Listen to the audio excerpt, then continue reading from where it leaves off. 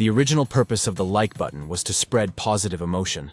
Perhaps no one expected that it would end up causing anxiety and stress, becoming an unspoken yardstick for self-worth. Social media platforms were born with the aim of connecting people, but as we can all see, they've turned into home turf for fake news, insults, hatred, and social division. As the playwright Sophocles once said, "Nothing great enters human life without carrying a curse alongside it." Technological changes drive humanity forward while also harboring the seeds of self-destruction. So where's the problem? Is it Mark Zuckerberg, the sharks in Silicon Valley, governments with weak oversight, or a generation exposed to social media too early? It may not be until we see the head-scratching of the very people who created the like button, who built recommendation algorithms, the minds behind the global social media addiction, that we finally understand even they did not foresee today's chaos. Led by individuals who once held major roles at Facebook, Instagram, X, and Snapchat, a series of interviews in the documentary The Social Dilemma takes a practical approach, explaining what is really happening behind the screen. Why do we see this newsfeed feed item and not another? And how does it secretly shape the decisions we make? Hello to all filmies continuing our documentary series. Today, let's brace ourselves for a scenario no less dystopian than any anti-utopian work, The Social Dilemma, to find out which forces are manipulating us without our even realizing it.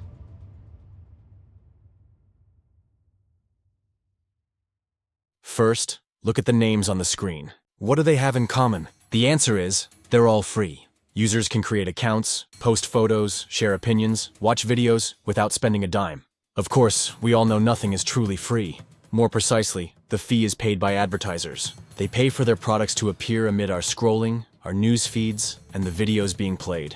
Therefore, we need to understand that in this relationship, the advertisers are the real customers. And as customers, they are the ones prioritized for service. There's a line in the film that goes, "If you're not paying for the product, you are the product." Indeed, as Justin Rosenstein, a former engineer at Facebook and Google and the co-founder of Asana, points out, user attention is the commodity advertisers want to buy.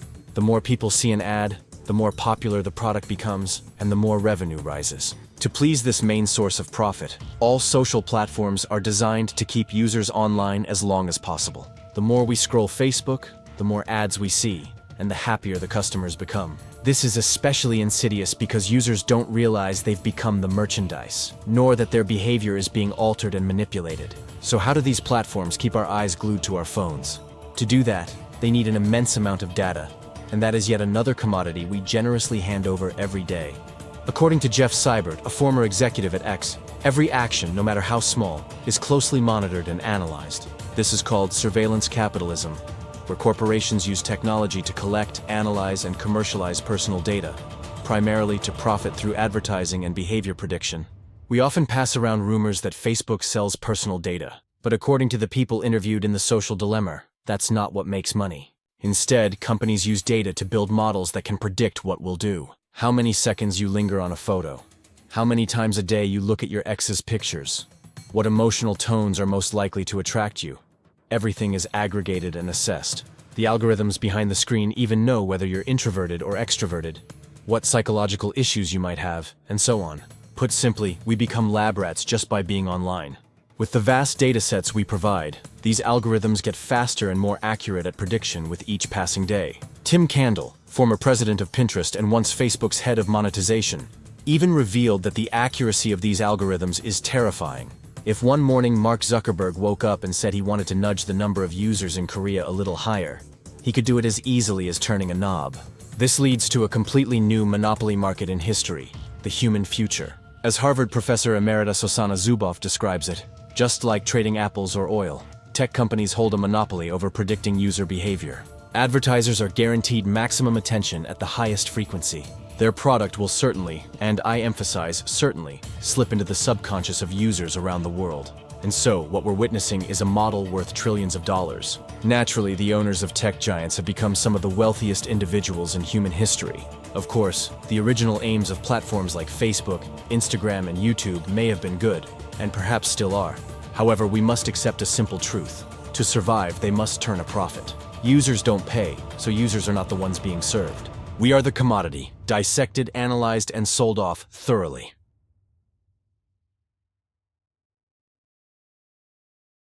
Steve Jobs, the father of Apple, once described the computer as the most remarkable tool in history. He called it a bicycle for our minds. Tool is the word worth focusing on in that statement. Indeed, Google, email, and even Facebook function as indispensable tools in modern life. That's true. Getting food in 15 minutes, booking a ride from point A to B, connecting with a community of thousands, these feel like real miracles. However, unlike the computer Steve Jobs described, the platforms we've named since the start of this video contradict the very definition of a tool. Tristan Harris, a tech ethicist who once worked at Google, argues that a true tool simply sits there and waits for us to use it, like a bicycle. But platforms on the internet cannot sit still. They demand our attention in reverse. The world is shifting from a technology environment built on tools to one built on manipulation. Social media has goals beyond being a bicycle for users. Those goals are pursued like a magic trick, by using people's own psychology against them. There's a quote in the film: "Only two industries refer to their customers as users: illegal drugs and software." Indeed, every color we see and every feature offered by these platforms is anything but accidental. They are designed with great sophistication to keep us staring at the screen as long as possible. For example, why do you see a typing bubble? Those 3 dots, when someone is replying to your message. It tells you the other person is typing. Don't put your phone down yet. Features like waving, tagging friends, all aim to get us spending entire days sharing photos back and forth.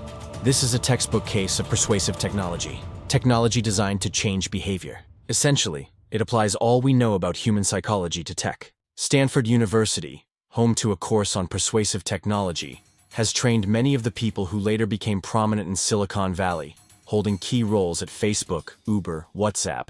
Suppose you're a Facebook engineer and your goal is to maximize scrolling time. To do that, you need to understand concepts like positive reinforcement, placing a reward after a behavior to increase its repetition, and intermittent reinforcement, surprising rewards to boost curiosity. Combine them and what do you get? The refresh feature on Facebook. Pull to refresh and there's new content. New content increases the repetition of scrolling. Not knowing what comes next increases curiosity. Basically, it's the same feeling as playing a slot machine in a casino. Social platforms burrow into the brain and implant an unconscious habit that users don't even notice. Every time we look at our phones, we instantly anticipate new content. That's addiction. It's manipulation. We become zombies whose job is to watch as much as possible, or more precisely, to watch as many ads as possible. At this point, we can all agree that things have far exceeded the boundaries of a mere tool. Users are being attacked psychologically. These AI algorithms weren't built to protect or nurture children. They were created to recommend videos, to push new photo features for advertising. They grow smarter every day, while human evolution is painfully slow. Our ways of living are being pushed to levels we've never been prepared to handle. For example, an individual needs affirmation from a nearby community. But since when did we need 10,000 people on social media to tell us we're beautiful? Likes and comments every 5 minutes? Evolution hasn't prepared us for that. According to Chamath Palihapitiya, former VP of growth at Facebook, rates of depression, anxiety, low self-worth, and distorted standards of beauty emerge when we become addicted to artificial, short-term, empty validation.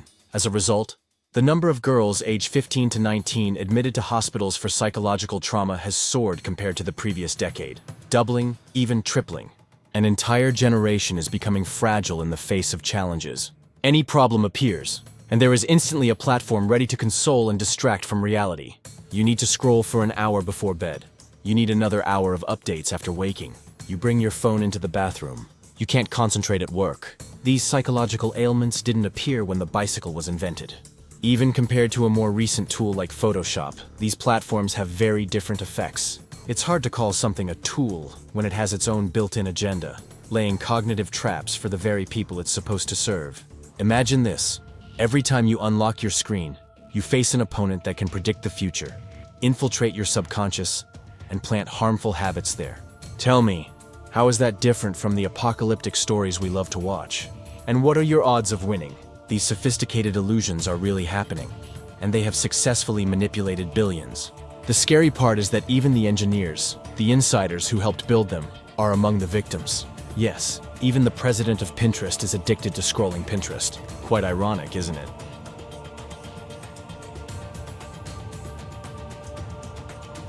Speaking of dark futures, what's the first image that pops into your head? The T-800 Terminator? Mighty AIs using force to replace humans?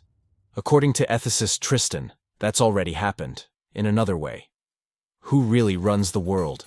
Justin Rosenstein, former engineer at Google and Facebook, says that at big corporations, there are vast rooms, truly massive, just to house computers. More precisely, supercomputers. Tons of machines linked tightly together, constantly passing information back and forth. Some algorithms are fairly simple. Some are so complex we call them intelligent.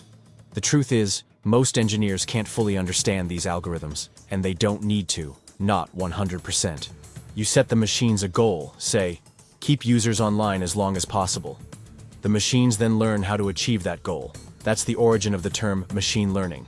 The problem is that algorithms grow more precise over time. They learn to choose the most accurate newsfeed items and the most fitting content, using methods even their creators can't fully explain. The algorithm has its own agenda. It's written in a way that lets it change itself.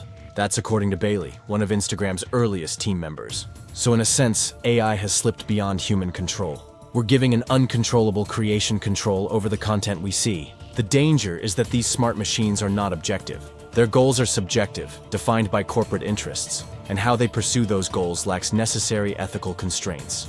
We tend to imagine the apocalypse arriving when AI takes all our jobs and surpasses us intellectually. But there's a moment that comes before that, a moment when AI attacks human weaknesses. And what are those weaknesses? To make it simple, let's look at a tool everyone knows, Google. Type in climate change, and you'll get different autocomplete suggestions depending on where you live. For example, someone in City A might see, climate change will destroy Earth, while someone else sees, climate change is a hoax. As computer scientist Jaron Lanier compares it, that's like going to Wikipedia and each person getting a different definition of the same topic. But why do we get these results? Very simply, because someone behind the scenes wants you to think in a direction that benefits them. The way you perceive an issue will affect what you buy, which movements you support or oppose, which political party or religion you favor, and so on. We think recommendation algorithms are there to give us what we want. Not exactly. They hunt for the category closest to our interests, and then spam us with similar information. That's why even NBA superstar Kyrie Irving once believed the Earth was flat. It's like a rabbit hole. See something enough times and you start to believe it's true. The result is factions, flame wars, and digital battles sprouting like mushrooms. Some support feminism. Others reject it. Some say the Earth is flat. Others claim COVID isn't real, just an excuse for the US government to lock people at home. ISIS once trended widely on Facebook, and then there was Pizzagate, when the whole internet suddenly decided an innocent pizza chain hid a criminal network beneath its floors. Fake news often generates massive engagement, and algorithms amplify it many times more than real news. We think these are harmless internet pranks, but in Pizzagate, a man actually showed up at Comet Ping Pong with a gun. We thought the COVID conspiracies were silly, until people started knocking down cell towers because they believed 5G was causing infections. Now imagine what happens when the topics are religion, ethnicity, or political parties. The consequences could be enormous. So the next time you go online and wonder how someone could make such ridiculous statements, remember, they may be seeing content different from yours. They're in a different rabbit hole. It's as if we're all characters in the Truman Show, but each of us is trapped in a different program. We're indoctrinated with one ideology, then we go yell at another group indoctrinated with a different one. That is the root of polarization and disunity. In the long run, experts warn this will erode structures of society that once felt solid. Of course, Facebook, Instagram, and X cannot bear all the blame. Many other parties exploit these platforms' reach and their algorithms for profit. But consider this. If seemingly harmless social networks can tilt the world by even 1 degree, if they can make billions believe or disbelieve something, the fallout will be extremely hard to control. In the final act of The Social Dilemma, engineers are asked about solutions for the future. Ultimately, the biggest obstacles lie in policy and regulation, as well as the conscience of the sharks in Silicon Valley. Still, as users, perhaps the most practical step is to protect ourselves, especially since many of the very people shaping today's world are deeply worried. Arm yourself with knowledge. To truly understand an issue, follow both supporters and detractors to gain the most objective view. Remember, when you see a particular piece of content, it means someone wanted you to see it. And seeing something repeatedly does not make it true. The online space is becoming dangerous because communication between two parties is constantly being watched by a third force. The dystopia may already be here. We can't live without Google, Facebook, email, YouTube. The only thing we can do now is manage our screen time, stay vigilant, and keep a healthy skepticism so we aren't swallowed whole by the dark side of this new bicycle. And that's everything we wanted to say about the social dilemma. We hope this video helps you better understand how these platforms operate and encourages you to set a healthier schedule for yourself. Thanks for listening and watching. See you next time with another title. In case I don't see ya, good afternoon, good evening, and good night. Yeah.